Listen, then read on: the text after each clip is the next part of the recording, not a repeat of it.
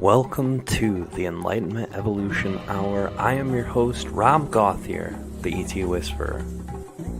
The Enlightenment Evolution Hour is a part of the Enlightenment Evolution Network. Any ideas expressed by the guest, myself, or commenters may not necessarily reflect the same opinions of the Enlightenment Evolution Network. Enlightenment defined. It is the state of giving or receiving greater knowledge and understanding about a certain subject or situation. Evolution defined. The gradual development of something, especially from a simple to more complex form. So what is Enlightenment Evolution? The state of giving and receiving greater knowledge as we develop from a simple to more complex human being living on Earth for our soul's experience. Welcome now and join us as we explore our Enlightenment Evolution Hour together. The Enlightenment Evolution Hour is simulcast live every Wednesday at 10 o'clock p.m. Eastern, 7 Pacific from the Enlightenment Evolution Hour page, Matrix Minds Facebook page, and the ET Whisperer YouTube channel. It is also redistributed from the Forbidden Knowledge News Network and Conscious Awakening Network.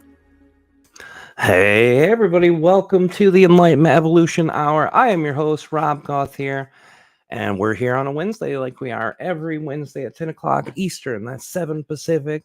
Welcome everybody. We have an amazing guest tonight. Heidi Wright will be with us here in just a few. And as all of you guys know, and as I say every week, to some of your great excitement and others' displeasure, we do have to do announcements before we start. I want to start off with the network announcements are the same.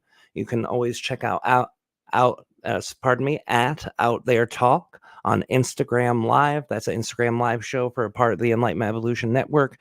And Out There Talk with Valiant himself is an Instagram Live every Tuesday and Wednesday. He is on hiatus, but you can always go back and check up on the replays. For the show announcements, I have no specific announcements right now to share with you, but I do know that I'll be here every Wednesday. I am going to be traveling in the next couple months, so there will be some Wednesdays where we'll either have a pre-record or no show. It just depends on how the schedule lands. Then I can tell you guys about the upcoming schedule.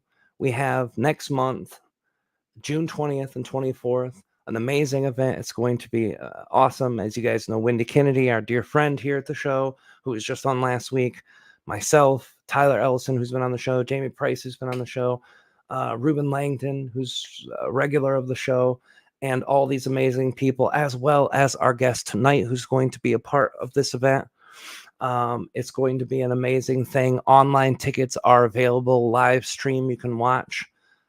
All the presenters live stream, and if you go there, they do have a discount on the live streams right now, so go check it out. And that is LumerianLifeExpo.com. And again, that's the 20th to 24th of June. Then we have the Stargate Crusader Retreat, and that's going to be from July 14th to 16th. This is a 3-day intensive retreat. We're all pretty much going to be living on the ocean. We're going to be doing C5. We're going to be doing a lot of great stuff. That's all-inclusive pricing. If you get a ticket for this, you get the place to sleep, a place to eat, or all the food that you want to eat there, and the fellowship. And we're going to be with a lot of our great friends from there, which will be an amazing event. And again, that will be July 14th, 15th, and 16th on the beautiful Connecticut coast, Madison, Connecticut. Now, the last one, Lumerian Life Expo, for those of you who might want to go live there, there's only 3 weeks till that event's there. That's in Mount Shasta, California. That's very far north in there. So to give you a little bit. And then in August, we have the Hulaco Gathering Leaders, which is the human colonies. Our dear friend James Charles, who's an awesome dude. Krishna Priya Newman, my dear sunshine, Kalina Angel, Angela and Joseph are also going to be there. Amazing stuff. All of you who might not be aware, the Ambassador course, the Galactic Ambassador course for ET Whisperer, a 4-week course. It's already week 2. You can still join us. You can still be a part and take part of the Q&A. We have not done the Q&A for week 2 yet. So if you get in there, you can still catch up. You can still be there for the next 3 Q&As and have an amazing time with that. And even if you don't join until after, you'll have access to all the Q&As, all the replays, everything in video, audio, and transcript. It's an amazing event. And you know what? This is the poster for the last one. Sorry, I'm going to delete the old poster because this is the new one. This is Madison, Connecticut, for the last one I talked about. And then the very, very, very last thing I want to talk to you guys about, the channel panel 2025, the Dawn of Disclosure, January 3, 4, and 5. Kalina, Angel, and myself have this beautiful second child it was actually our first child, but obviously Lilith being our human child, much more important than our channeling child that we created, the channel panel event. It's finally coming back after not being live since 2017 and since not doing an online one since 2019. This is the first year we are back, and it's going to be a big one. Daryl Anka, who channels Bashar, is going to be there. Our dear friend Wendy Kennedy, Lisa Royal Holt, our dear friend, Jamie Price, our friend. Daniel Scranton has never missed one channel panel. He has been in all of them. Me and him are the only 2 humans besides Kalina who have been a part of all of the channel panels. He will be there. So is Sean Swanson, our dear friend who's been on the show. And we're going to be adding probably 8 to 12 more channelers. And we also have vendors tables live. You can go, if you sell things at events and you want a vendor table, you can go buy one tonight. That just landed like 10 minutes before I got on air. Everything's up and live. Go check out thechannelpanel.com. Take a peek at all the cool stuff that we've got going on there. And that's it, guys. That's it for announcements. I'm sure I missed 1 or 2 somewhere, but all the big ones are taken care of. I want to tell you guys a little bit about our guest tonight. Heidi Wright's an animal communicator, Reiki master, best-selling author. Heidi's been appearing on TV shows in Japan since 2006. She did a TV series in South Korea and has made numerous appearances on TV, radio, including the Dr. Phil show. Her first career was an officer on the California Highway Patrol, and she used those investigative skills to get proof on her connection to animal communication, consultations, and finding validations to the core of her teachings. Heidi's mission is to help humans connect with their animals with validation. And so far, she's had a 100% success rate with her workshops, private tutorial students. She is available for workshops and speaking engagements too. But instead of telling you about Heidi, I believe we should just bring her in so that you guys can get to meet her. Welcome, Heidi. Thank you so much for coming to the show tonight. We really, really appreciate having you. Well, thank you so much. I really appreciate you asking me on. Oh, it's great. I really am looking forward to meeting you. Ruben has been a dear friend of mine for many years. 2013, I think, is when we met him. So over 10 years now. He's been a great friend of ours. And when I knew he was putting together this event, I knew it would be epic and awesome. I really appreciate his discernment. I appreciate his authenticity.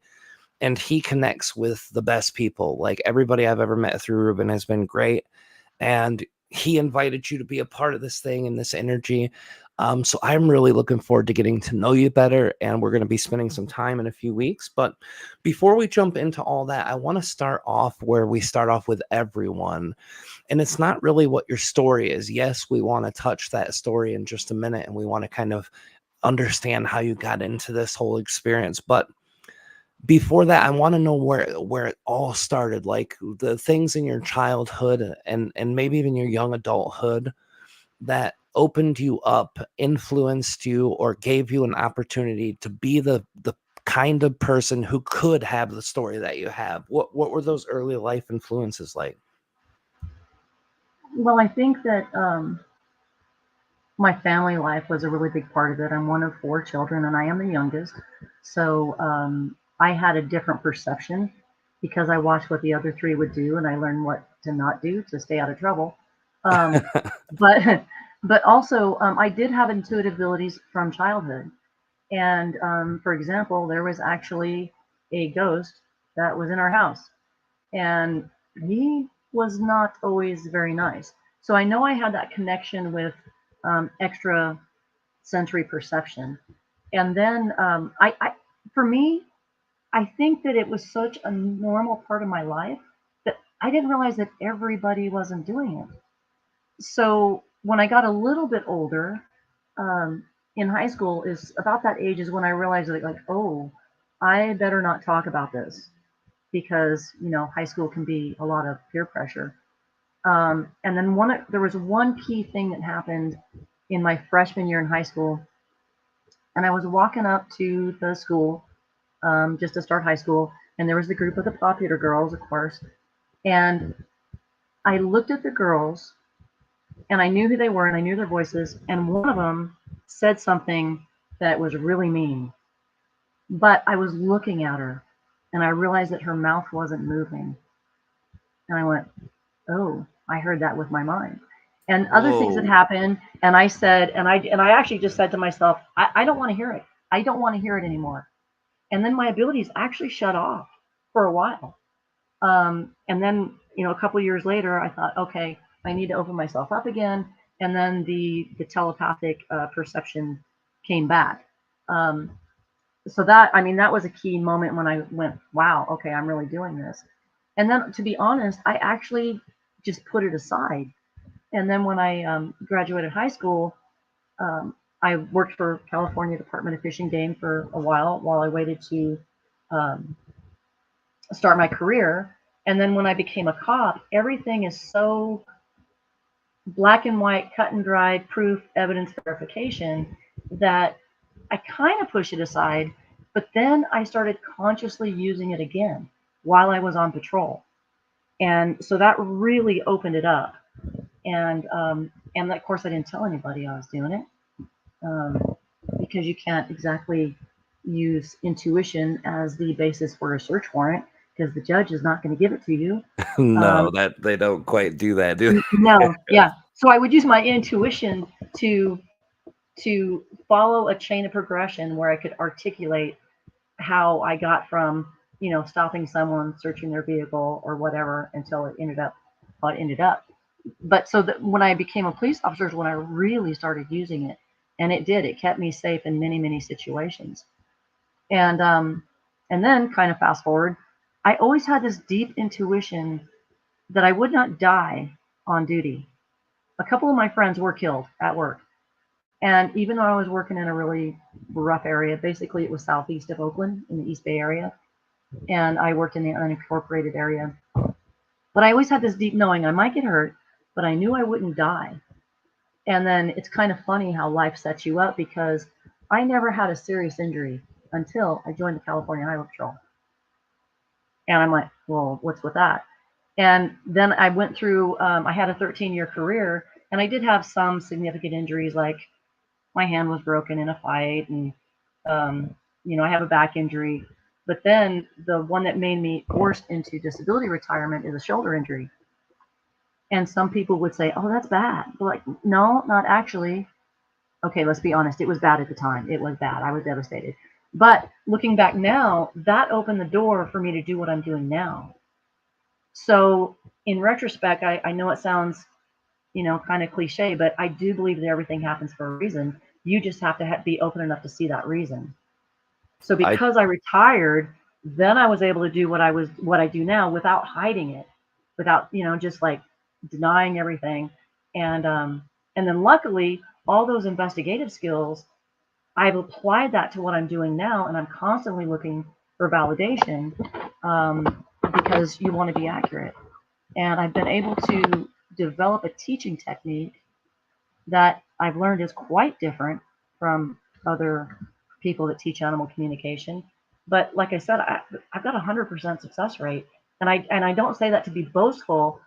I say it more out of amazement, because to me that is proof that every single one of us can tap into our intuition at least some level. Every single human, and that revelation alone, it just empowers me to keep going, even when you have ups and downs, as you well know. But knowing that every single human can do this if they want to, I and that excites me.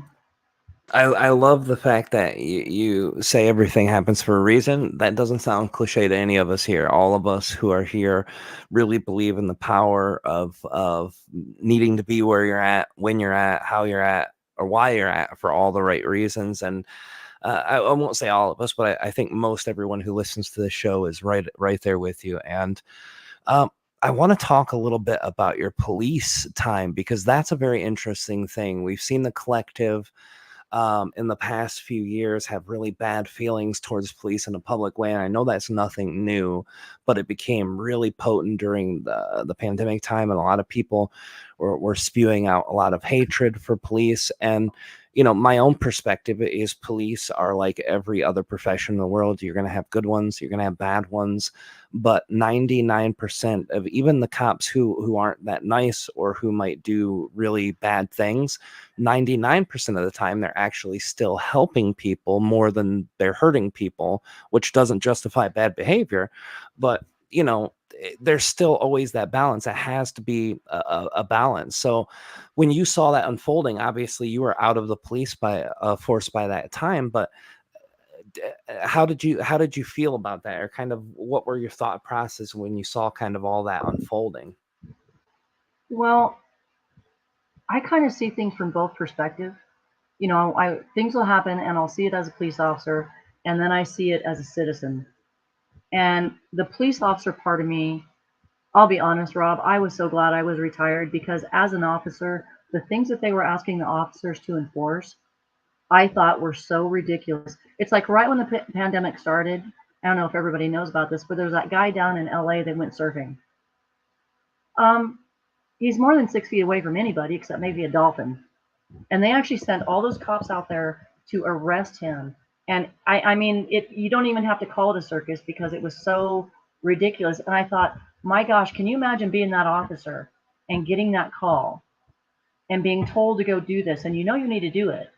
And a lot of people think they have misconceptions about officers, but if you're given an order, you're supposed to go do it. And so, from the officer's perspective, even they knew that some of it was just ridiculously violating people's rights. Then I balance that as a citizen and I go, you know, as a citizen, I don't want my rights invaded. I don't want to be oppressed. So I really had my foot in both worlds there. And yeah, like I said, I'm like, I am so glad I'm retired because I probably would have had a lot of sick days when they said, okay, we're going to do this event, or you know, when they had a big security thing, I'm like, nah, I'm sick. I don't think I can show up today, Sarge. And the reason I say that is because it's not just a case of what we call the blue flu. It literally is if something caused you so much angst because you know it's wrong, whether you're wearing a badge or not, I can't knowingly participate in that. In fact, it's funny. Okay, it's not funny, but it's funny. The last couple of years, through some things that happened with me becoming an EMT, that has become my mantra once again, is I will not knowingly participate in illegal activities. And so when That you look at things like that, you go, wow. And yeah, I'm glad I'm retired. Yeah, that couldn't have been easy to deal with. Just, you know, the police thing in general is I know a few police officers, and I've always heard that it's hard, especially in the bigger forces. Like a highway patrol for California is a huge force. I know they've got lots of divisions and stuff, but there is a bureaucracy and there's a hierarchy, and you have to do what you're told or you don't work anymore. And if you get blacklisted in one police academy or force, it's hard to find work in that area or in the state or anything. So yeah, I've heard a lot of those things too. And I'm glad that you did some EMT work too, because that's another profession that really takes a lot of courage and really, you know, like anything, it can attract some people who want to do it for the wrong reasons, but most of the people who are doing it are there to help. So is this kind of a theme that's played out in your life, being a helper, wanting to help people in general? You know, it actually has. And as I have a family member that says that I have a really strong sense of justice and I just can't let it go.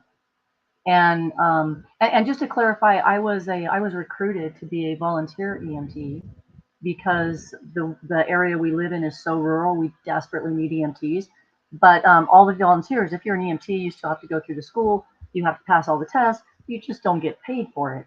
Um, so I, but there were some situations that came up, and things were just not right. And I don't want to talk about it too much, but basically that was it. It's like, I will not knowingly participate in illegal activities. So right now I still have my EMT license, but I'm not going on calls.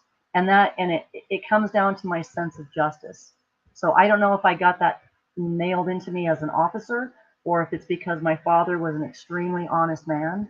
But I still have we have what we call a servant's heart.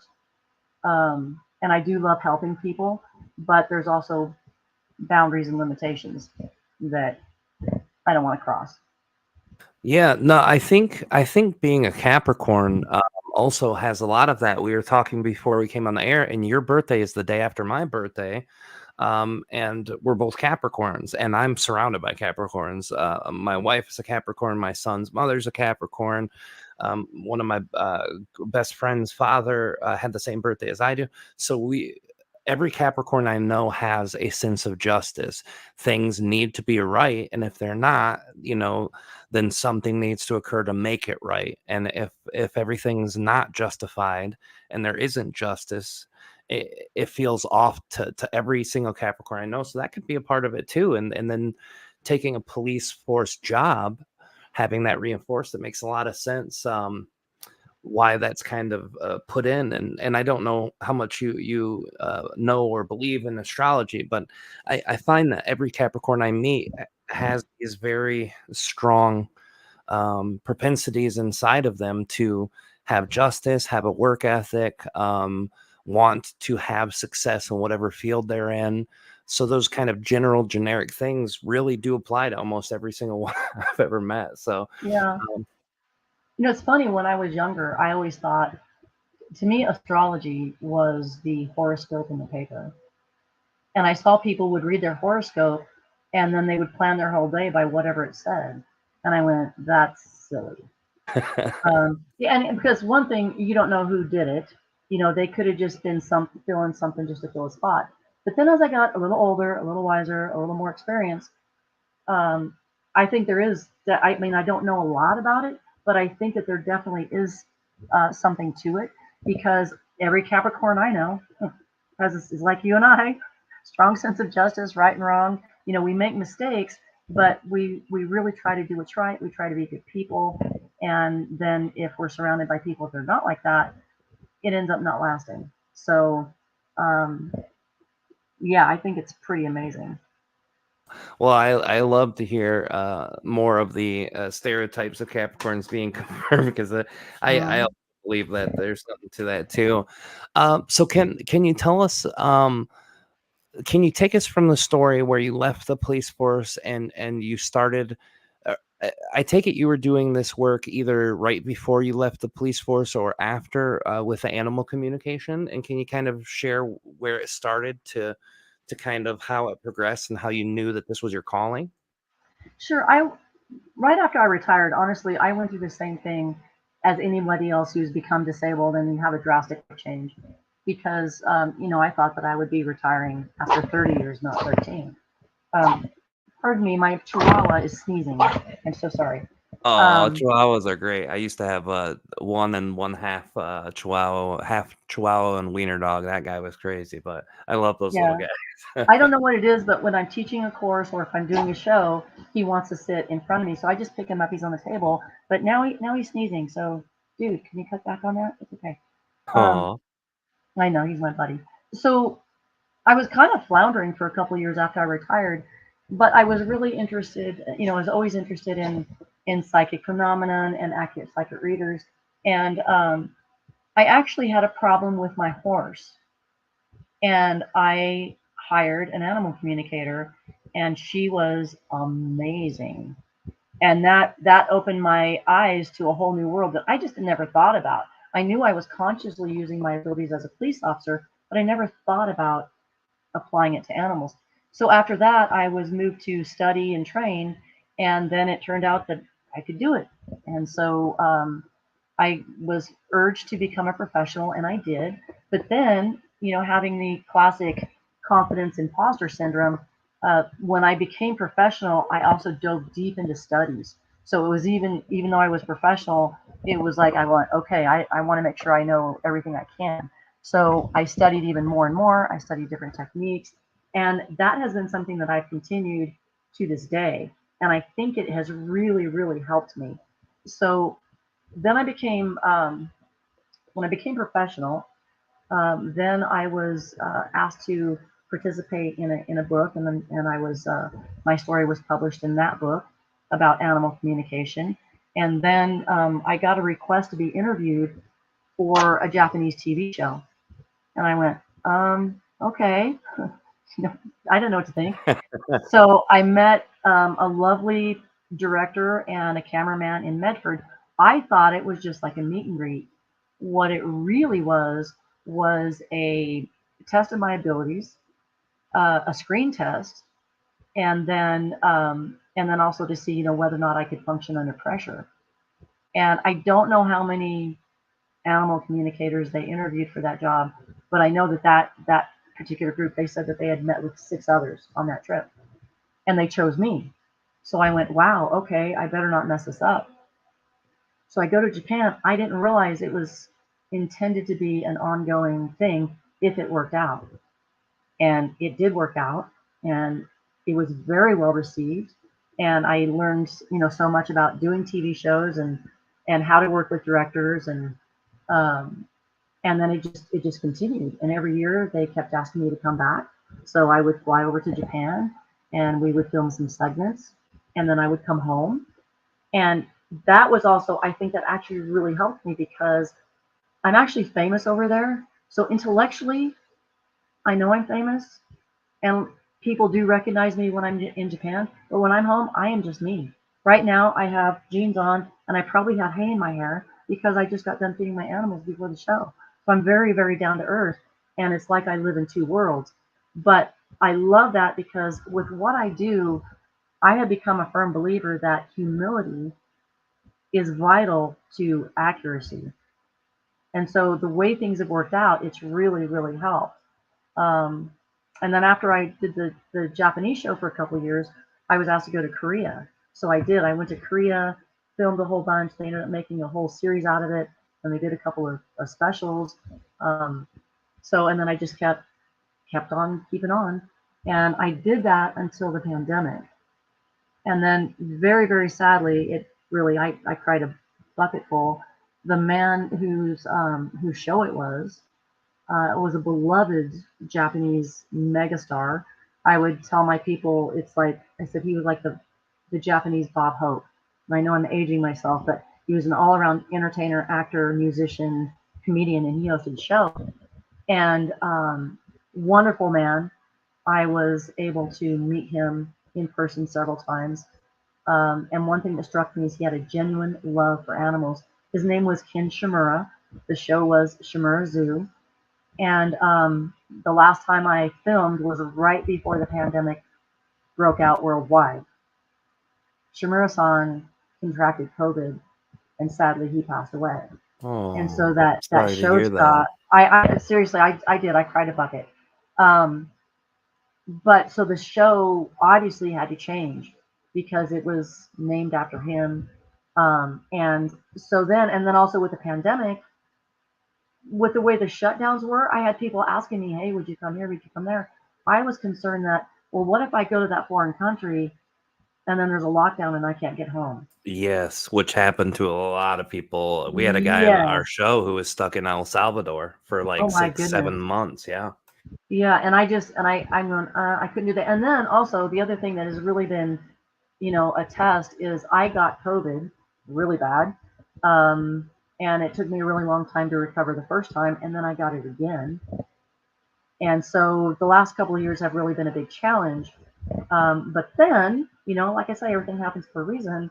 A person who knew me from the Japanese show was a fan of mine, and she contacted me. And fast forward through tutoring and meeting and collaborations, she asked me, she said, the Japanese people really want to learn from, they call me Haiji-san, I love it. They said they would love to learn from Haiji-san. So I've actually been teaching animal communication courses online with Japanese translations. And I was really nervous about it at first because one, I'd never done it. And two, I really didn't want to let the Japanese people down. And I didn't know who was going to be on the call. But the most amazing thing happened, and I'm trying to figure it out. I don't know if it's the Japanese culture and their mindset or whatever, but the Japanese students seem to pick up animal communication faster than other groups that I've taught. And I've taught in Europe. In one of my classes in Europe, there were people from 5 different countries. So, and I've taught in Ireland and Australia. So I'm trying to figure that out. I don't know what it is, but life just throws me these funny little curveballs, and I'm like, okay, let's see what I can do. And so far, it's working out. And so luckily now I'm going back to Japan in July, right after the Lemurian Life Expo, and I'll be doing a tour. So I'm super excited that that's going on, and I'm happy that the world isn't shut down anymore. And so this crazy journey. I mean, I never would have thought I would have been a police officer and then a professional psychic. I just never. And a Japanese superstar. Yeah, seriously, it's so okay. You can totally laugh at me. I was on with my coordinator and we were talking about plans for the Japanese tour, and she says, "Oh yes, people want to meet you and they want to talk to you and they want your autograph." And I go, "Why?" It came out of my mouth before I even, I'm like, oh, that's right, they know who I am. Um, and so it's just, that's why I say it's like I live in 2 worlds, but it's okay. My Chihuahua still likes me, and my dog likes me, my horse likes me. Well, I love it, and it sounds too like your excitement to do these types of travelings and shows and stuff. That's a really big thing for a lot of people who get a foothold into either the TV industry or something like that, where it showcases your abilities and your gifts. I know a lot of people who really enjoy it. Is that a big part of your passion behind it, along with helping teach people? Is the aspect of creating these shows and creating courses and working with people? And I mean, is that just as exciting as the work itself is? It is, but the aspect of like doing a TV show, for me, it's not really doing the TV show itself. It's that when I finally understood that using the medium of TV or radio, when you can reach so many people, and I thought, I better not mess this up because I need to do a really good job. Otherwise, people might think that animal communication is fake or I'm fake. Okay, if they think I'm fake, whatever. But I didn't want them to think that animal communication was fake, because then that would make me feel like I'm letting down the animals. And I know what conscious sentient beings they are. So I felt this big, huge responsibility. But again, I say, I would go film the shows and then I come home. I didn't even see the shows because where I'm at, I can't get the Japanese networks. So, but then it took me about 2 or 3 years to realize I was having a talk with my manager. And again, I'm not being boastful because this really, I mean, I just kind of go, oh my goodness, what am I doing? The show I was on I was told it was the #1 show, primetime show, and it was in the primetime spot, which in Japan was Saturday evenings, and that whenever I was on the Animal Communicator segment, the ratings boosted between 16 and 21%, and that Whoa. yeah, and that and then later I was told by one of my directors that 1 in 5 people in Japan knew of that show, and the That's demographics. crazy. I know, and I went, oh my God, what if I do something stupid? And I thought, oh, I felt this tremendous responsibility, but that was also good because it kept me really honest, working hard, and just totally focused on the animals. Um, and then I don't know how many millions of people watched it in Japan every week or whenever it was on, but it was in the millions. And then when I realized that, I went, wait a minute, millions of people saw my face and what I did, and what if they didn't like, all the insecurities come in. Oh, what if they didn't like it? What if it was bad? And then, but then the feedback was always good, and they wanted to continue to renew my contract, and I just thought, okay, I need to keep doing this. I need to use the love of animals to bring us together. I really love that. And, the Japanese culture is an interesting one. I've just started working with a Japanese company for my channeling, and we did one thing last month, and they'll be having me monthly until next year, and then they'll invite me in person. And Japan's always been a big thing for me too, because I really love the culture, I love the history. And our friend Ruben, our good friend Ruben, Mm-hmm. he's lived in Japan, speaks Japanese, so he's always told me how amazing it is too. So I'm really glad that the Japanese people have the openness to receive Yeah. the possibility of animal communication. So can you share a little bit with us then, like what animal communication is? Can you kind of walk us through what a animal communication session looks like when you're going to someone's house, or if they're bringing their animal to you, or whatever that looks like, and just kind of walk us through how you assess and how you do this communication? Well, they actually, I think one of the best aspects of this is I do not need to be in the room with the animal. So, in fact, most of my readings are remote. Oh, that's Um, beautiful. yeah, I mean, obviously, when we're filming a show, then we go on location, we go into the people's homes, or if it's like we did a couple of specials in the TV studio with for Shimura Zoo with Shimura-san. But usually, people will email me their photos of their animal, and I just ask for the basic information like the animal's name, the gender, the age if you know it, and then I want them to send me the basic issues they want to focus on. And I can either do it just by email, or we can set up a Zoom session and do it that way. And that's what I do. And then I focus on the that photo with that animal's name, and I'm able to connect with the animal that way, and then I just proceed from there. And then usually I do limit the amount of questions that the client sends me to start with. And the reason for that is if an animal starts talking about something, I'm never going to say, oh, off topic. No, we're not going to talk about that. I never do that. I always let the animal carry on, no matter how long it is, whatever that animal wants to talk about. And then also, if, let's say, for example, if the question is, does the animal like their doggy daycare? Okay, that's a yes or no animal. I mean, sorry, yes or no question. But I'm not satisfied with that. So like if they say, do you like your doggy daycare? Yes. Okay, what do you like about it? And then I usually on my own, I ask a bunch of other questions like, are you treated well? Do you have fun?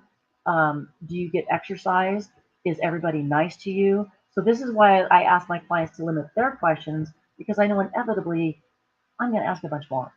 And then I share all that with the client. But even with that, I'll ask the client, I'll say something, and I'll say, does this make sense to you? Does this resonate? And I always look for that validation because even if it's just a personality trait, usually the client will start laughing and they'll say, oh my goodness, yes, yes, he does that. Or yes, my dog does that. And then sometimes I've been able to, from the animals, they've told me things about previous owners or like, for instance, this one horse trainer um, the horse told me about a person that was a trainer like 2 trainers ago, and the horse gave me a very specific uh, physical description, personality description, and described what was going on and why the horse didn't like trainers. And then the human says, yes, that's absolutely correct, and we're trying to undo what that one trainer did. So it's that sort of validation I'm constantly looking for, so that I know I'm on the right track and I have indeed tuned into that individual animal. And that's where the name and the photograph come into play because the name and the photograph is like it's like an address and phone number. So of course your name is Rob, but there are a lot of Robs in this world. Sure. So for me, if I look at your photo and then I have your age, and then that's what I tune into. When you transfer that to an animal, so I'm not just talking to a golden lab, I'm talking to this golden lab or that horse, and it doesn't seem to matter how exotic or unique the animals are. They so far Every single animal has had something to say, except the jellyfish. From the jellyfish, I only got basic emotions. But Really? then, That's yeah, interesting. it is. But see, jellyfish are not supposed to have a brain, not like any known brain.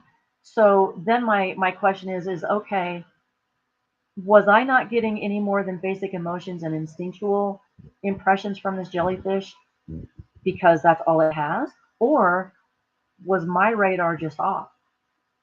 So this is how I'm constantly testing myself. Um, so, because like for example, I know a lot of people say that animals they don't have a frontal lobe, so there's no way they could possibly tell things. Okay, then how come they just spilled all the tea and they told me things that there's no way I could have known? Oh, yeah, the consciousness level of animals, even some plants and plant life, it's kind of proven. I know they've done a lot of testing with trees and plants and Hmm. like had trauma to it, cutting a leaf off or putting a fire next to the branch, and these Hmm. trees would give waves of reactions to it. So there's no way, you know. Yeah, Science doesn't understand consciousness. They believe yeah, consciousness is developed through the brain's development instead of, hey, there's a soul to that being, and maybe that's the thing, or there's something more than the body that science can't explain, which has always fascinated me. So that leads me to ask you, excuse me, that leads me to ask you then, have you ever communicated with an animal who's passed away, like like a soul level? yes, I have. And, I call myself an animal communicator. And I'll be real honest. My abilities, can I apply them to people? Yes, I can. But because of my experiences as a police officer and everything else, and then also when I started, there were not very many animal communicators. And I'm not, I truly don't mean to be disrespectful, but at that time, psychic mediums were a dime a dozen. And I felt like the animals needed a voice. So I restrict my practice to animal readings, but it does apply to people too. And then so when you talk to or when you communicate with an animal that is passed over, you're connecting on that soul level. And sometimes it takes me a little bit longer to connect with them. Sometimes they come in right away. It just depends on the animal. But I have been able to do that. And then if I could anticipate your next question, people ask, well, if my animal passed a long time ago, can you still connect with them? And my answer to that is, I don't know. I'll try my best, and I will, do everything I can. I'll be honest. But there was an animal that a client hired me for, and that animal had been passed for 9 years. And that was a very successful reading with a lot of validation from the human. So I don't know what the time limitation is, or if there even is one. But so far, I'm basically also a psychic medium. But some people, it's funny. Humans get caught up in language, Yes, we and do. it's ever so helpful, but it's actually a disability, in my opinion. Because when I communicate with animals, it doesn't matter what the animal's home country is or what their people speak all the time. The information comes to me in English because our brains are magnificent translators. And then it seems like no matter what country they're from, I can communicate with them. So that's another part of the magnificent mystery of all of this.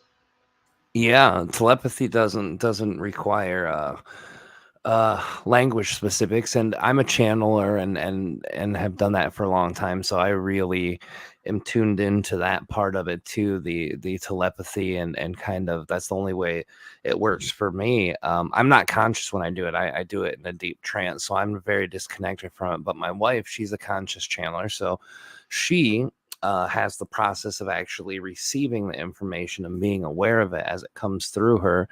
So what I see in the work that you're doing when you're using your intuition and you're hearing these animals communicate, it's very much exactly like a psychic or like a channeler or like any other being, or classification with these words that we label, Mhm. that is in the psychic realm. So I love that. And it's funny too, you were telling the story about how you thought you were going for a meet and greet, and they were basically giving you the test. And Hmm. I really love that because from what I've come to know about Japanese culture, they want to make sure that you're on the level, and they're also very efficient in how they weed out what they don't want and how they take in what they do want.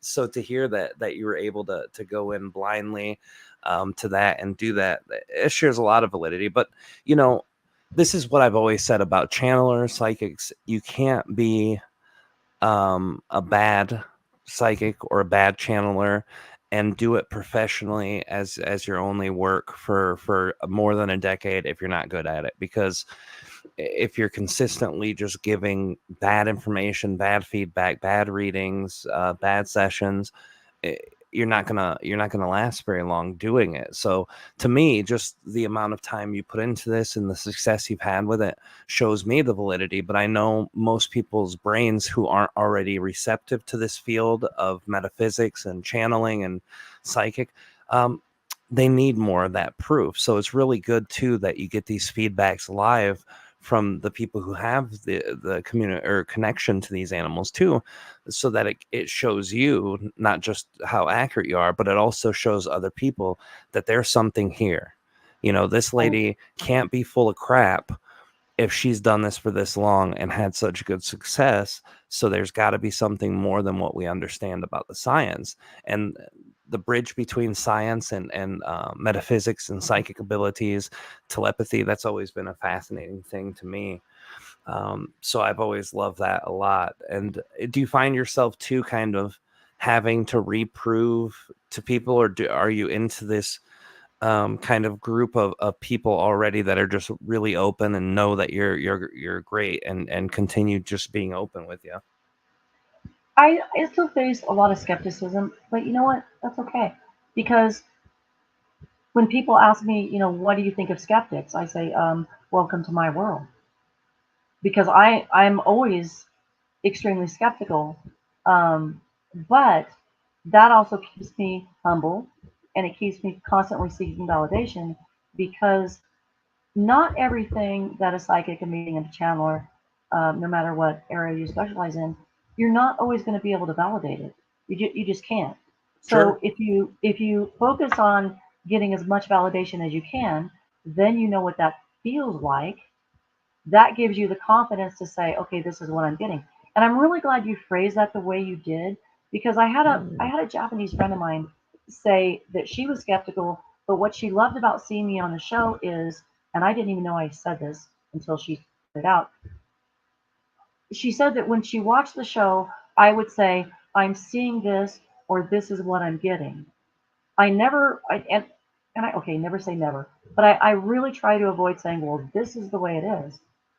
Because unless it's something that you can definitely validate, then all you have is my opinion.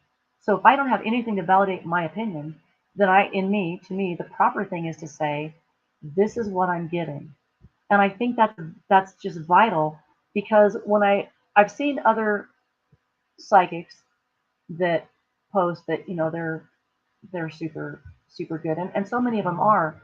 But one of the phrases I say that usually makes people laugh, I say, nobody is perfect. Nobody is 100%. And if you think that you're going to hire a psychic that says they're 100%, you need to leave skid marks fleeing the scene of the tragedy that is about to happen. That's how skeptical I am. So I recognize that this work, there's a certain amount you just can't validate, but you must do the best you can. And that philosophy has come back where, again, through experience, there was a person who is still working as an animal communicator, and this person has that philosophy, I guess. And I normally do not like to work a case after another communicator has because I don't want to cause problems. I don't want to have a conflict.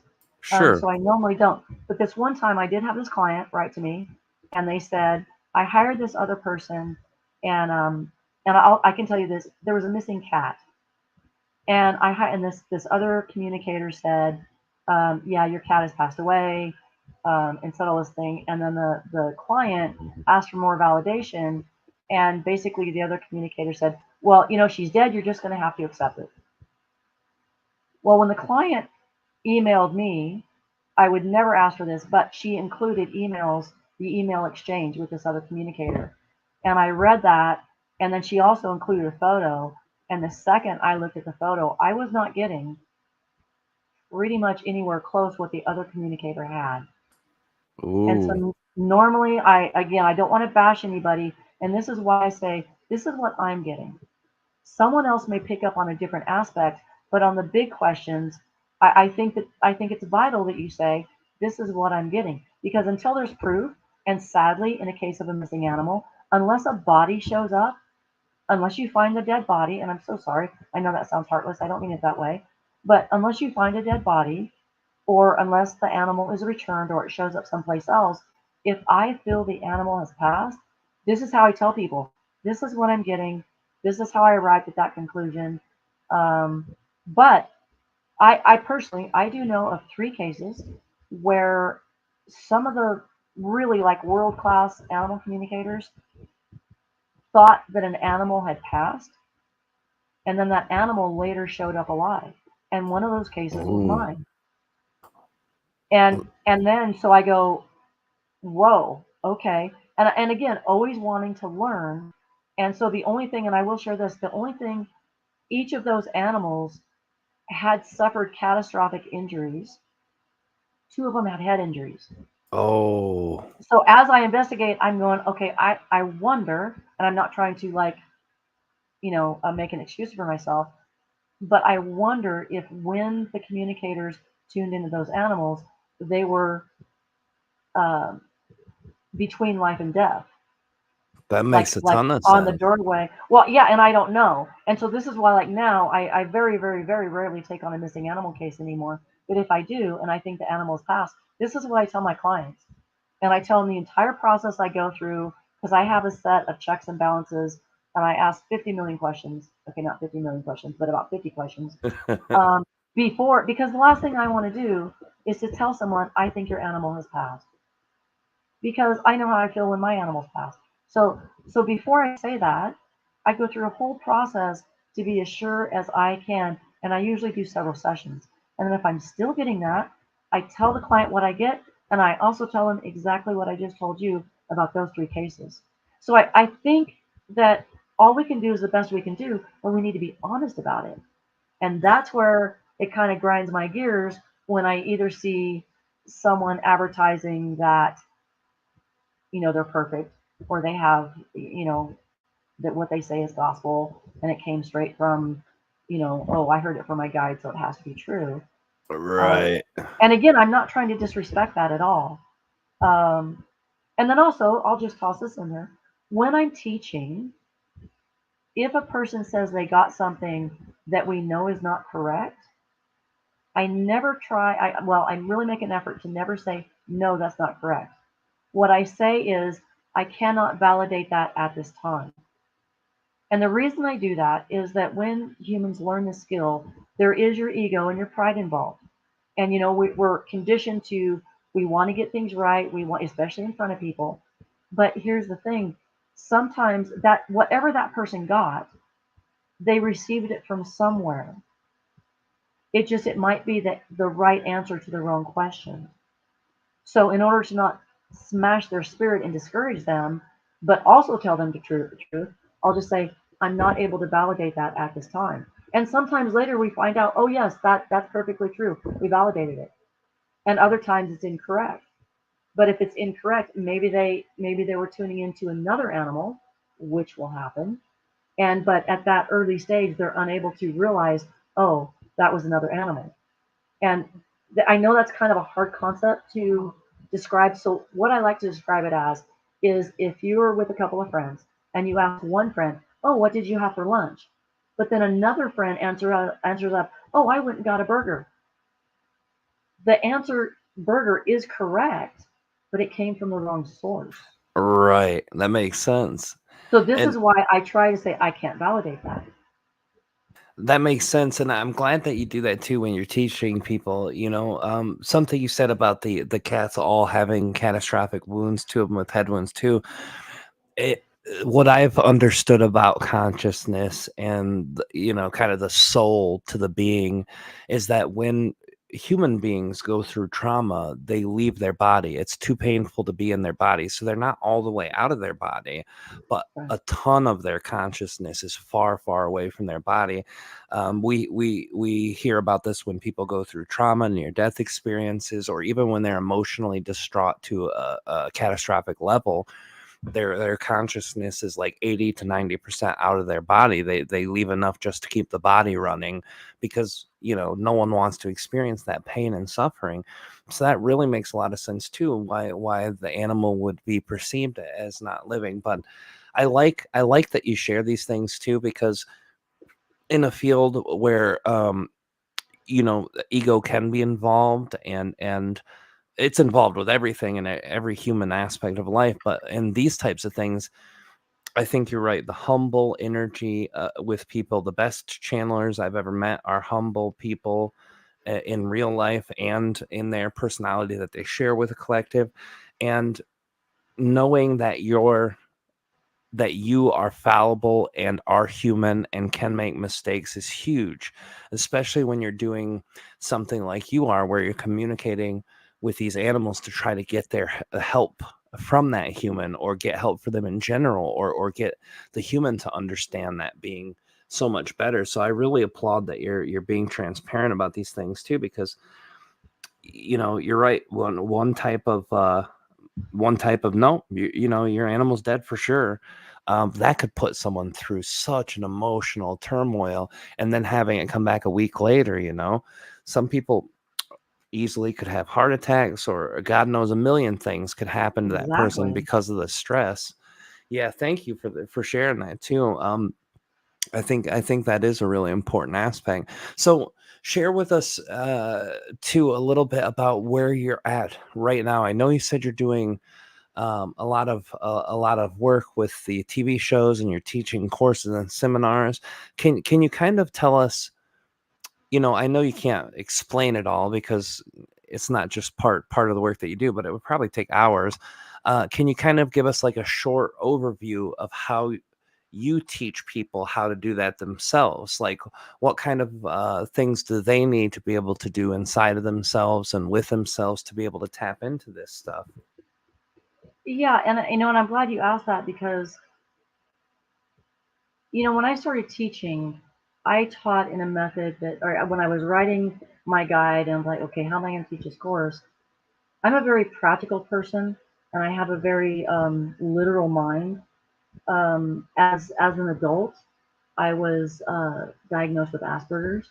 I had no clue, and I think that is part of like why my mind is so concrete, and I'm looking for very concrete concepts. So it's like if you go to okay, like a meditation, and the teacher, and again, please, haters, understand I'm not criticizing, but if you say ground, center, and protect yourself, okay, what does that mean? I mean, this is how my head Right. works. What do you mean? What is ground? So I literally tell them, I explain to them, this is what grounding is, and you're literally connecting your energy to the earth like a grounding rod for electricity. So then they understand grounding. And then through breathing exercises, I tell them, I said, lots of times our minds are like scattered. You might be driving down the road, but you're thinking about your grocery list, and are you going to get home to get your kid on time, and what are you going to have for dinner? So even though as we cruise through our life, we actually have all these peripheral thoughts. To center, you want to bring your attention to your center. And I teach them how to do that. And then also to protect yourself. This is going to be more of an issue. I teach this extensively in an advanced class, but I've learned to teach people to the basic levels of energetic protection. And one thing for your audience, I think this would be beneficial for anybody who meditates or who is trying these things. When you go into meditation, or when you have a visitation from what you think is a spirit guide or an animal totem, ask that being, animal totem, vision, whatever it is, ask it, require it, say, show me your true form. And it's some sort of universal law that happens.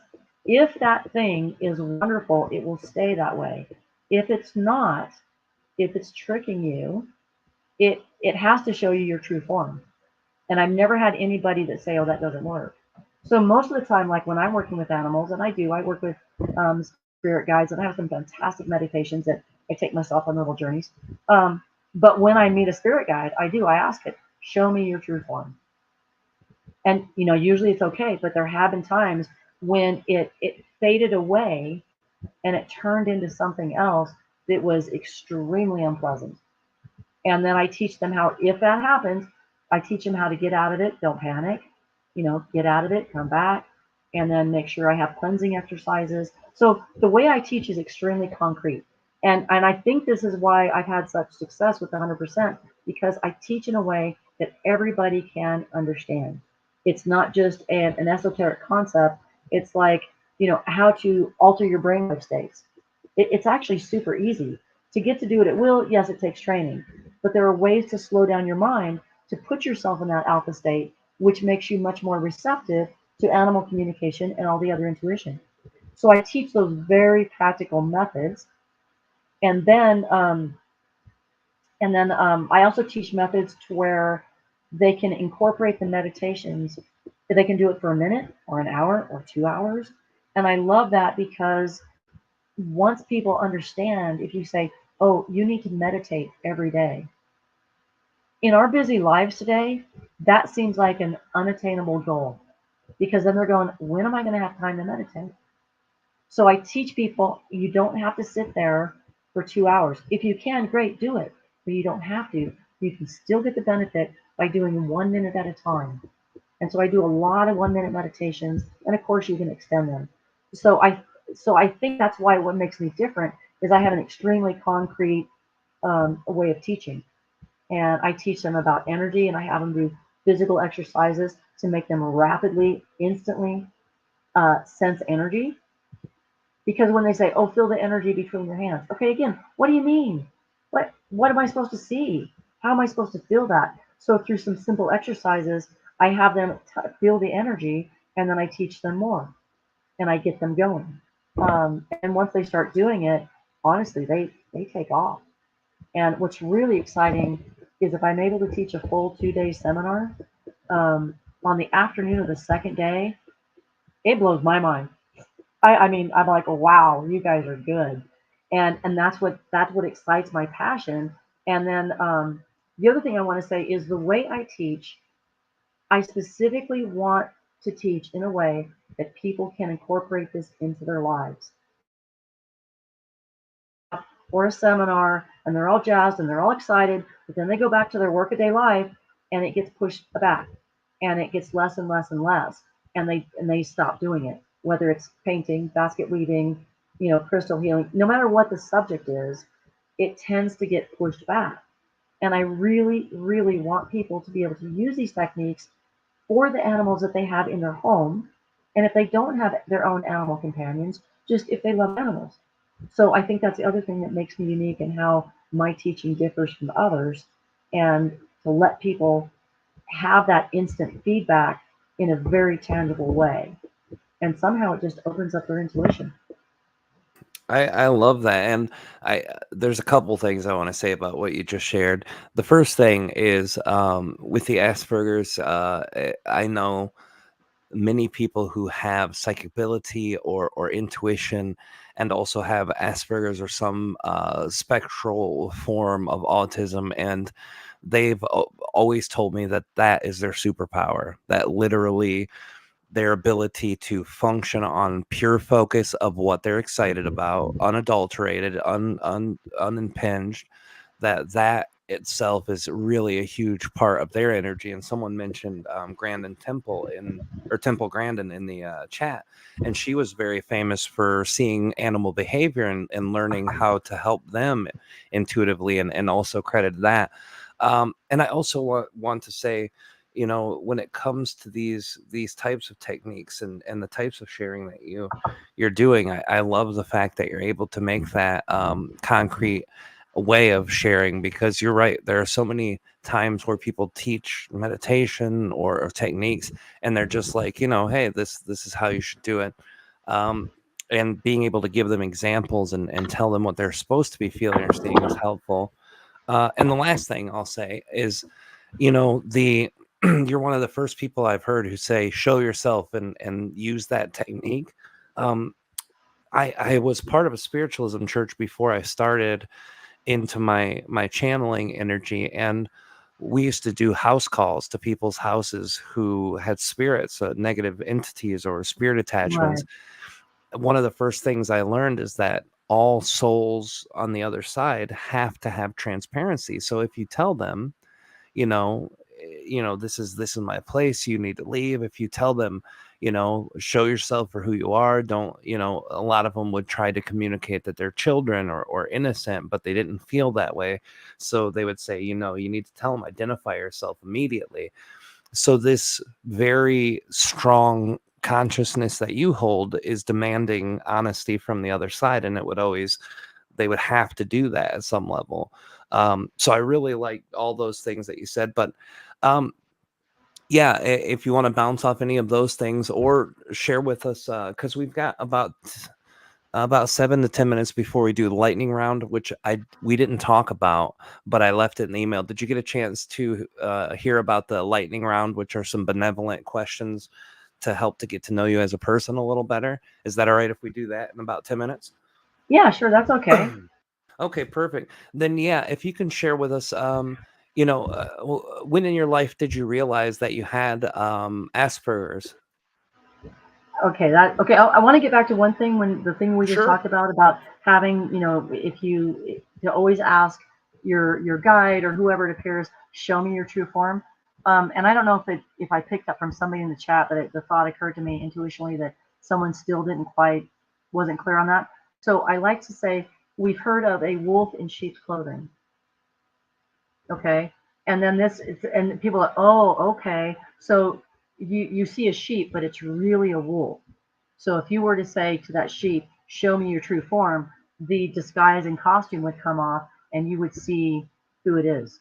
The other one that I've been using, and this is a more positive, flowery, huggy-duggy kind of a description, is the TV show that's on now. It's so popular, The Masked Singer. The person inside is not what you see on the outside.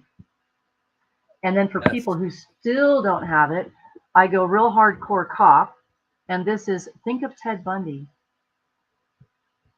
Ted Good Bundy was example. handsome.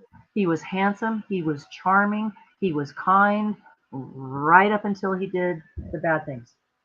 So, spiritually, energetically, sometimes when you're in deep meditation, you open yourself up to energies. I think some of us that do this for a living, we do have advanced protection techniques, so we rarely have problems. But I do still have encounters, and I did much more when I was starting out. And this is why that basic technique to tell people is to say, show me your true form, and just to protect yourself.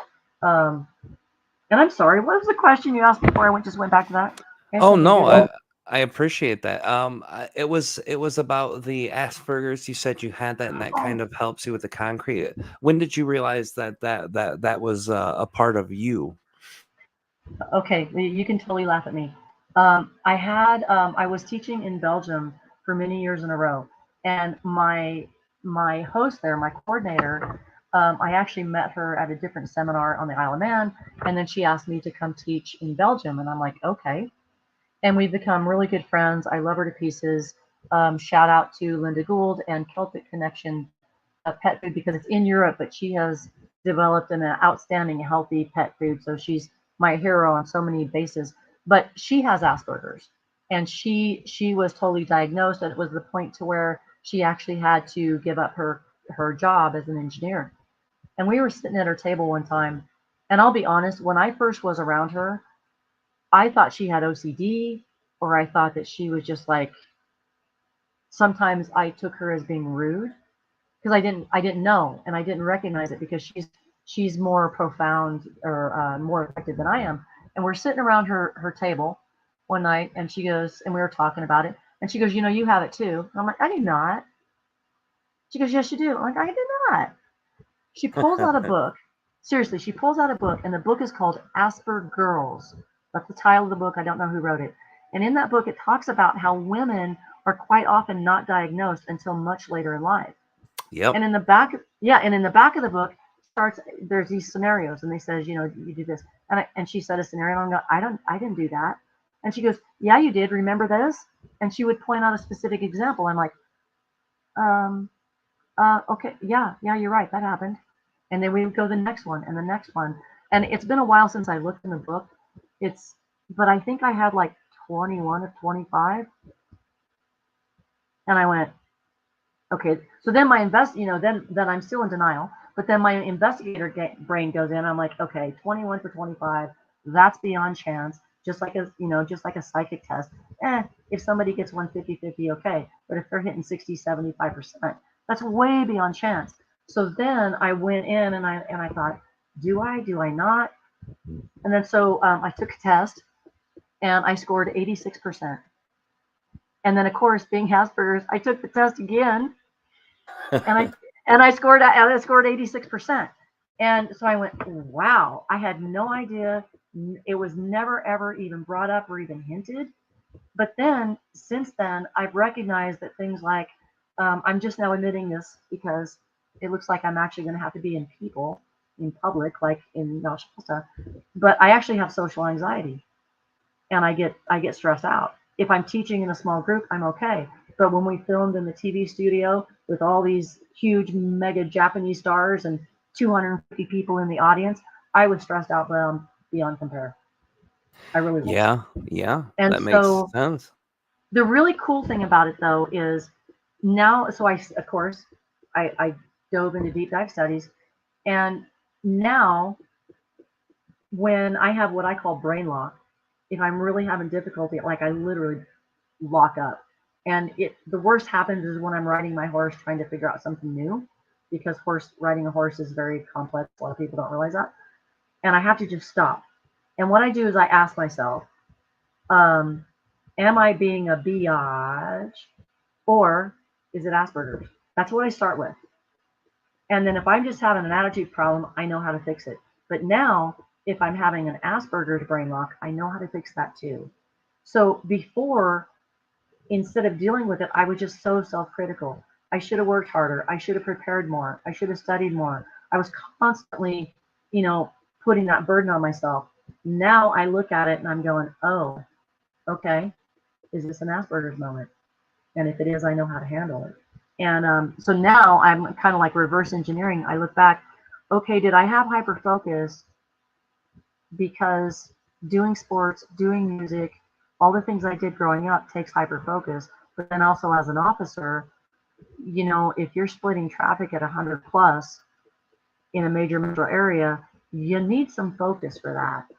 You can't focus on anything else but your driving.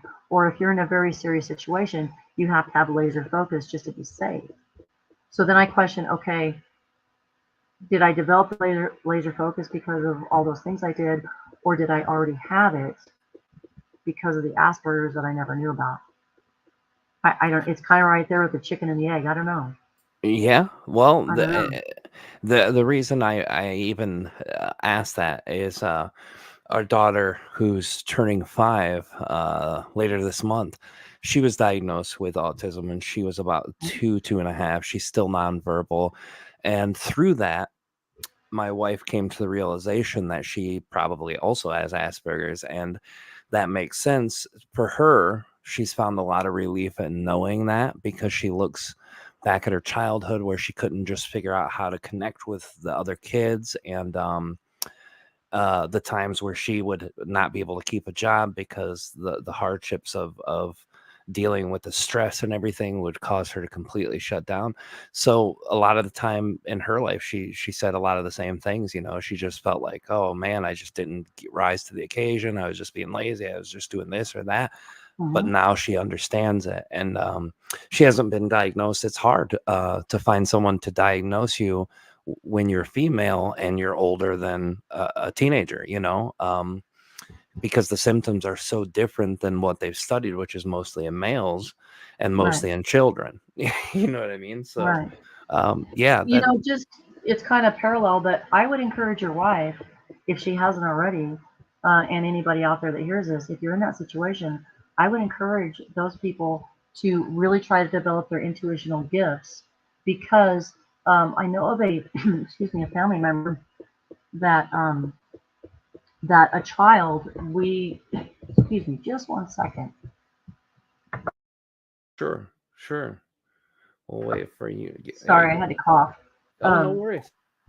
So this child might be on the spectrum, and we don't know yet.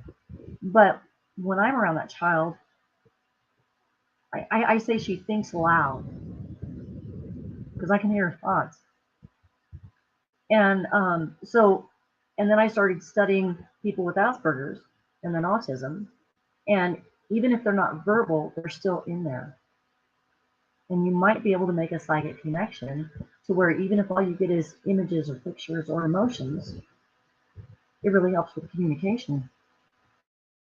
I love to hear that. We've actually, when we're in Mount Shasta, we're going to be meeting Gail and Lyrica. And Gail is a lady who's worked with her daughter, Lyrica, who's nonverbal autistic adult, and worked with her for a lot of years and LinkedIn. And she found out too later in her life through her exploration that she is too.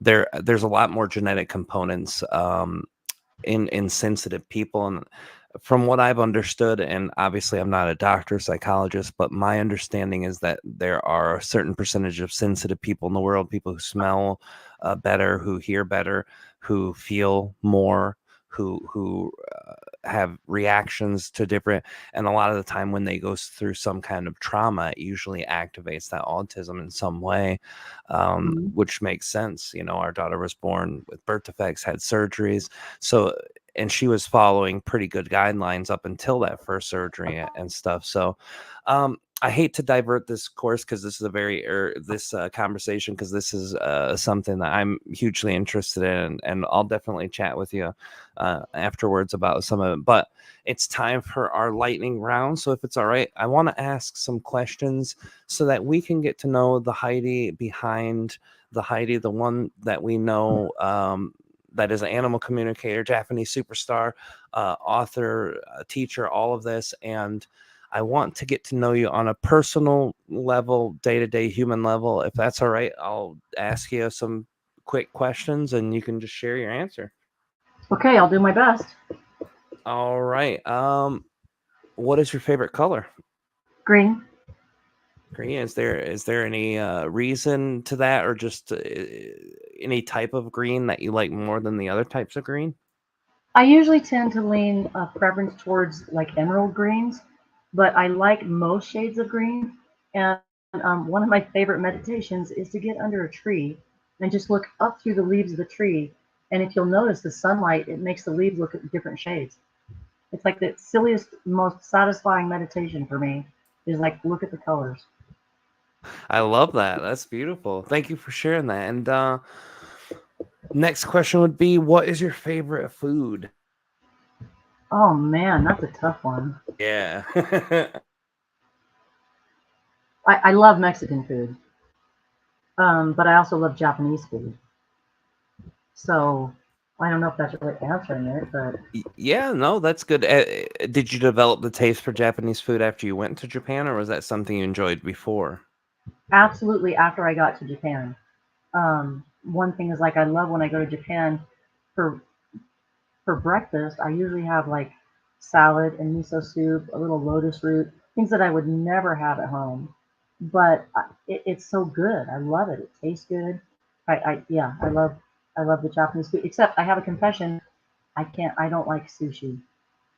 Ah, yeah, that's the It's most American version of Japanese food. I know it's an actual yeah, Japanese food, but that's the one most people in yeah. America eat. Yeah.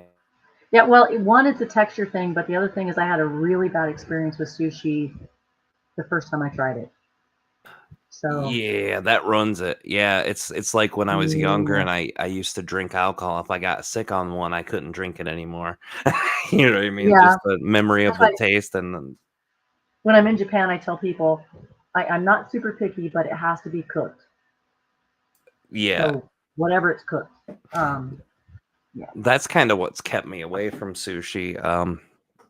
I know that you can have cooked stuff in sushi, but yeah. So my next question is, and this one's gonna probably be really hard for you because of what you do, but what's your favorite animal, type of Oh man, animal? you know what? Okay, you can laugh at me. I knew you were going to ask me that. Right when you started and you said it's tough, I'm like, oh, he's going to ask me.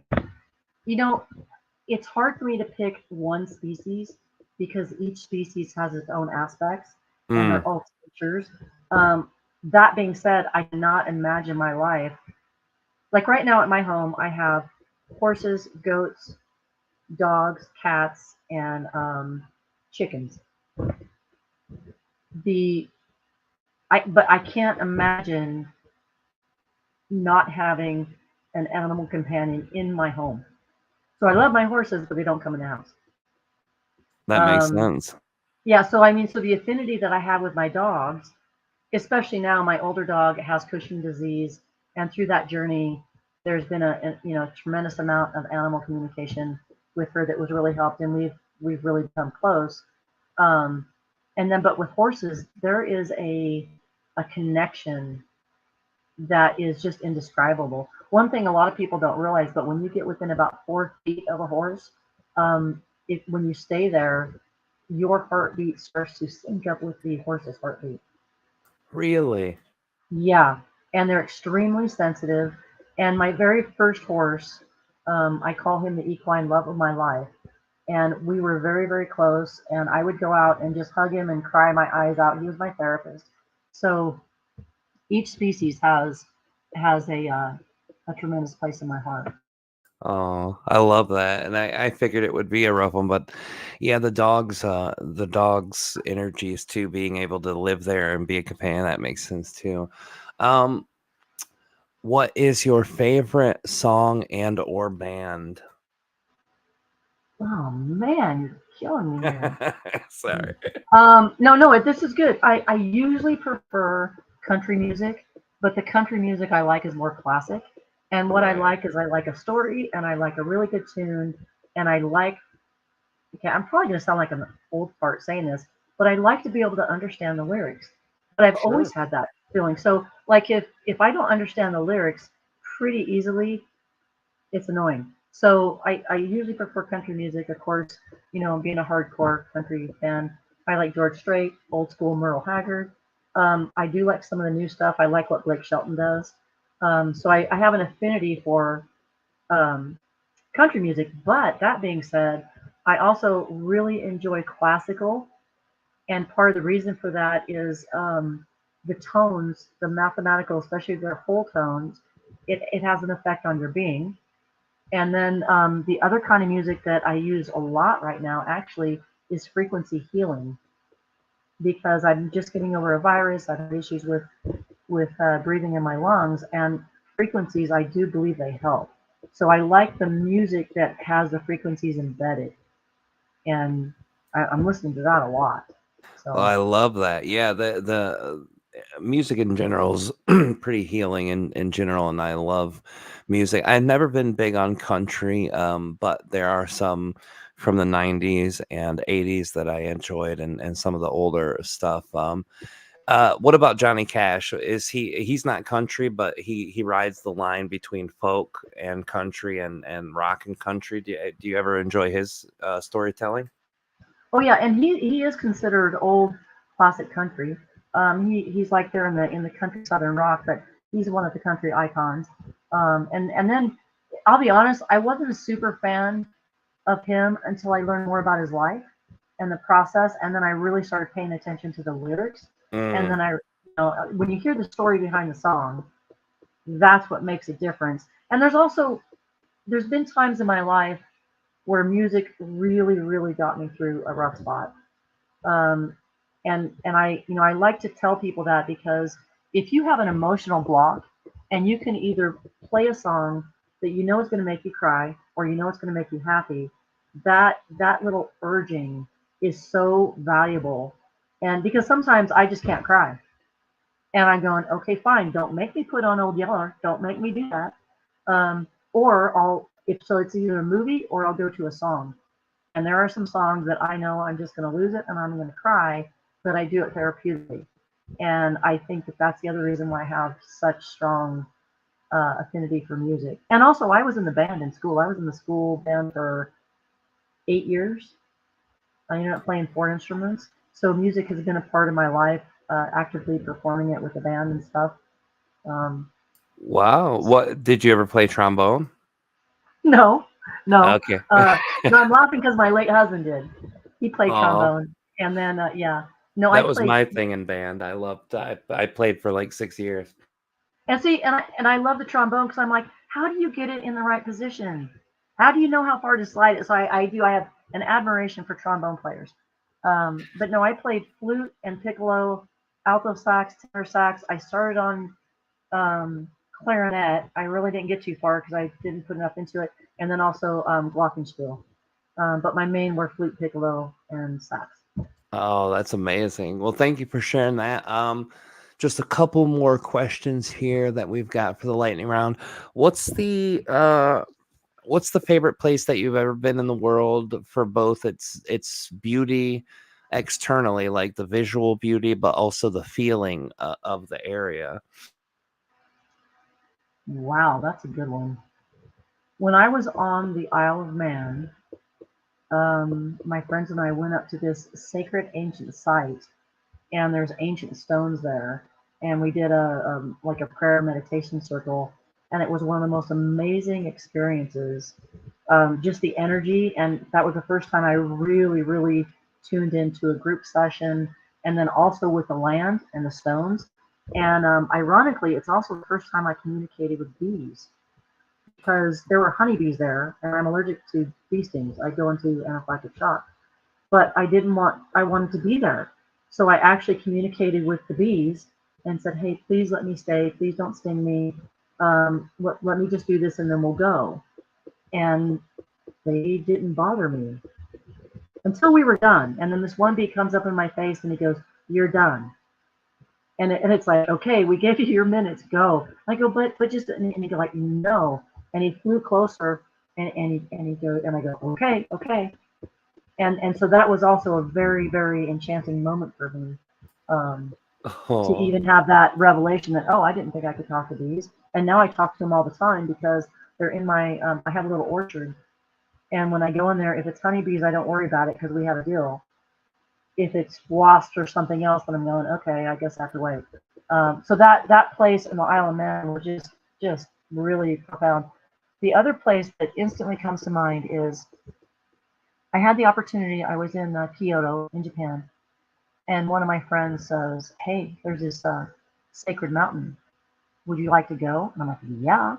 And he says, "We're gonna have to get up early." I'm like, "Okay, just tell me." And I have a hard time pronouncing it, but it's Mount Kuriyama, and that is the mountain in Kyoto where Dr. Usui went and fasted for 20 something. I don't know, but that's where he had his revelation about Reiki.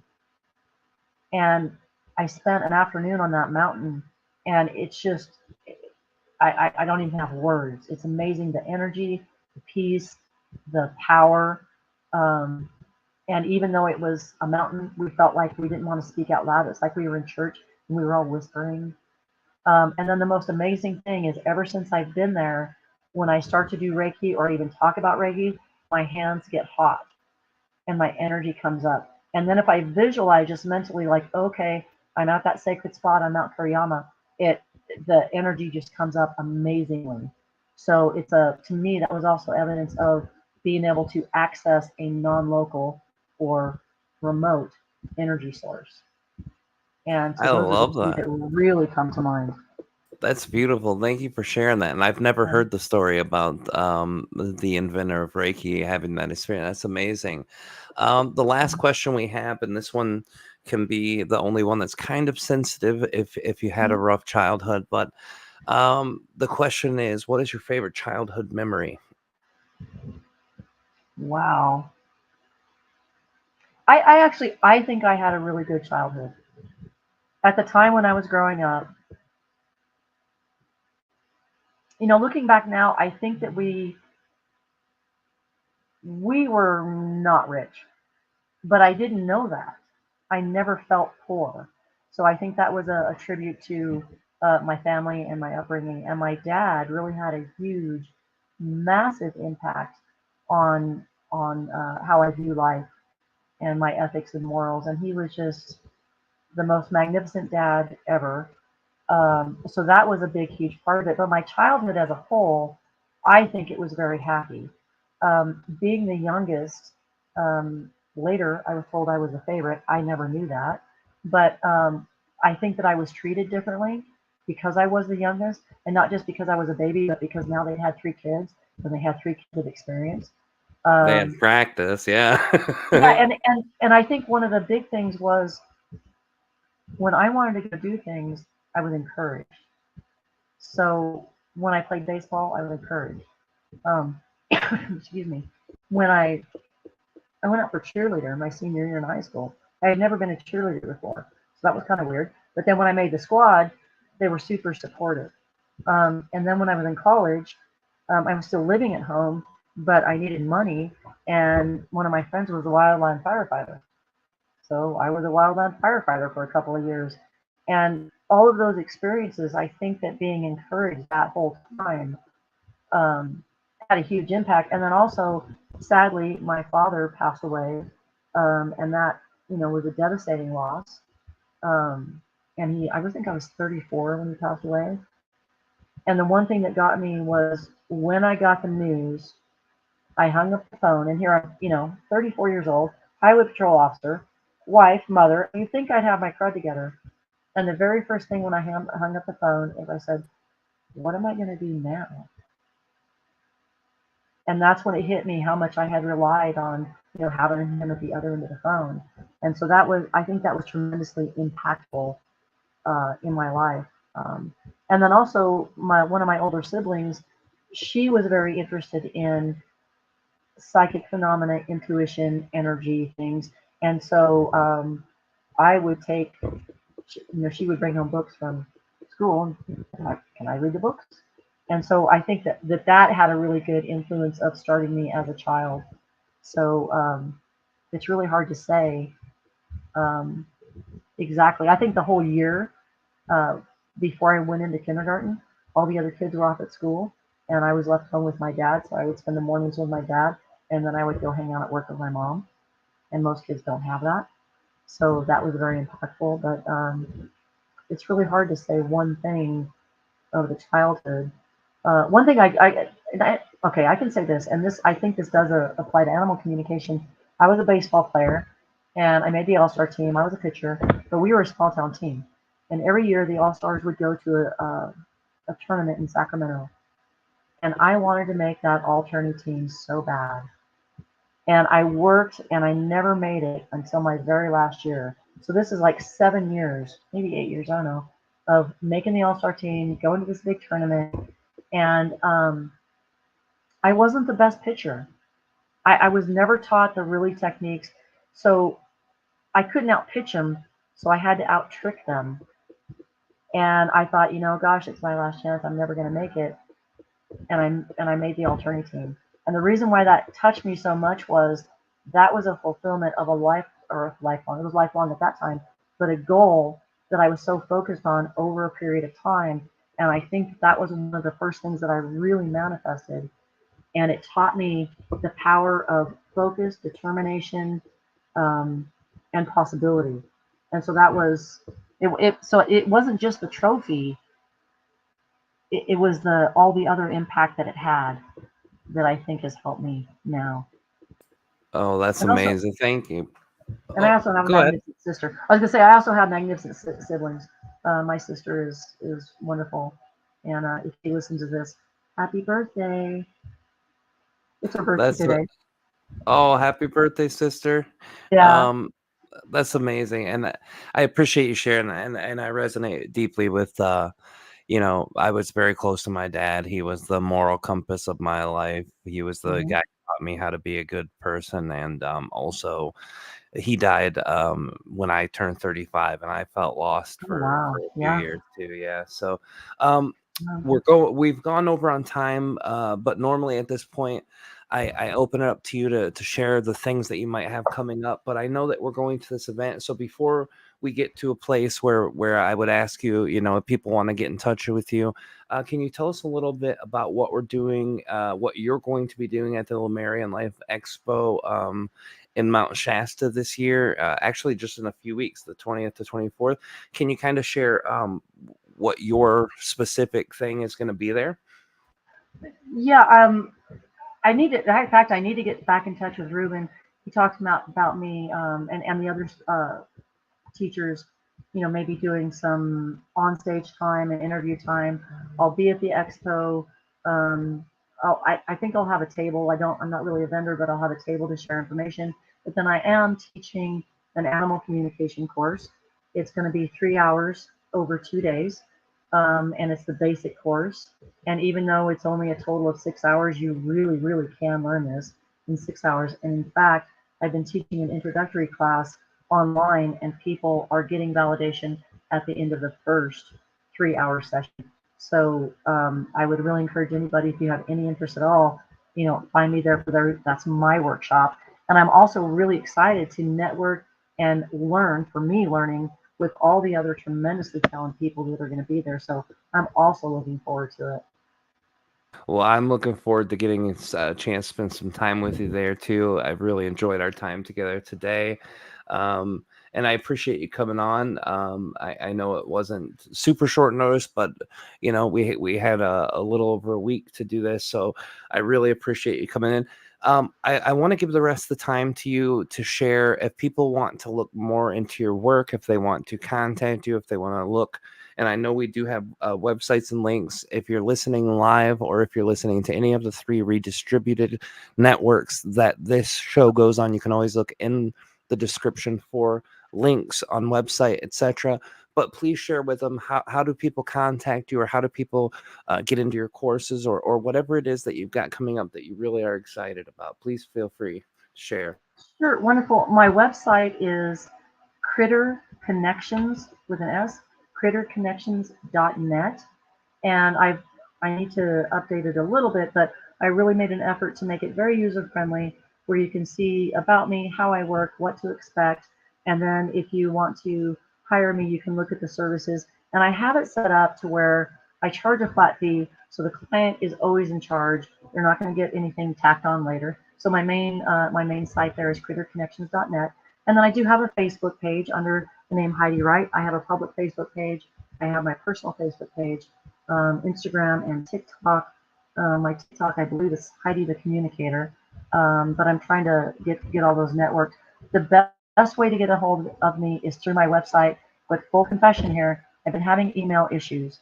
So if you don't get me there, please be patient. On the contact page of my website is my phone number, and I do get text messages, and anybody is welcome to text me. I won't answer if I'm asleep, so please be patient. But again, if you can email me, contact me, and then if you don't get an email response, do feel free to text me. Beautiful. Thank you so much. And I do have the website up on the screen, www.critterconnections.net. Thank you, Heidi, for being here tonight. It's been such a pleasure to get to know you and to connect with you and to get a feel for who you are. I really enjoyed my time with you tonight, and everyone in the chat was really active, really supportive of your work and you as a person. So thank you for being here tonight. And thank all of you for being here tonight. As you guys know, every week on Wednesday, 10 o'clock p.m. Eastern, 7 Pacific, we're here at the Enlightenment Evolution Network and Enlightenment Evolution Hour for the show. So feel free to jump in next Wednesday. We're live every week that we're able to be, which is 95% of the year we've been able to jump on, minus a couple months when Jeremy was in the hospital. But come on, join us. And thank you again, Heidi. We will definitely be able to spend some time here soon together in person. And you get to meet my wife and my beautiful daughter, Lilith. They'll be coming with me too. So it'll be great for them to connect with you. I'm super, super excited about that. I'm really looking forward to meeting you too. Oh, we are too. Well, thank all of you guys for listening tonight. Join us next week. We'll see you guys. Love you guys. And we'll see you next week on the other side. Good night, everybody. Good night.